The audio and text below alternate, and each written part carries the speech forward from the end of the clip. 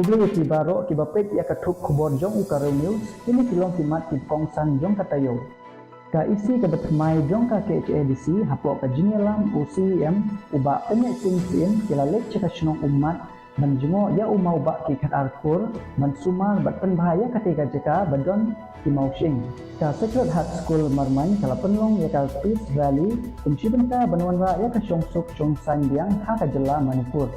Lekin dia ka Joint Action Committee ka all Ribhoy passenger vehicle ya obviously ka Ribhoy halon ka jing penslam ya ka Pisa ngadu kapor due to COVID-19. Lipad ba umentri rang ba ka jela upanrat ke sangma ya ka mega rafting ha ka shnong Kham Ribhoy district.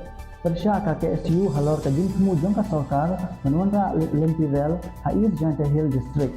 Pembit hi dalade President ka Association kinongnya auto ya ka rukom yang di auto ha nongpo. Pencai uba Meral Bonsin MLA ka nongpo constituency halor ka uniform civil code. Marjing e kipaj ba bajulit shim dawai na CHC Namdong namar ka jing bombyang por ki office staff. Namar ka jing tu slab babon sini tua batap ka khandau ya ka wei ka lomyeng ha umlen dai. Penpai ka KSU ya kinong tre mender bawanra ki kontraktor. Daki kali barondor shim kabu ki bar jela bandung tu syapo ke jela Meghalaya. Namar ka jinya klumar hapaden ki ar kan hun krit ka khma kten halayum khra police station. Ajinya rap ka KSU nongpo circle ya ka longyeng ka basya ban khendeu ha umlen kedai. Namar ka jingwan sa be an jong ki bar jela ha Mahadev khola Idol House kam KSU laban circle ya UDFO ka East Castle Hill district.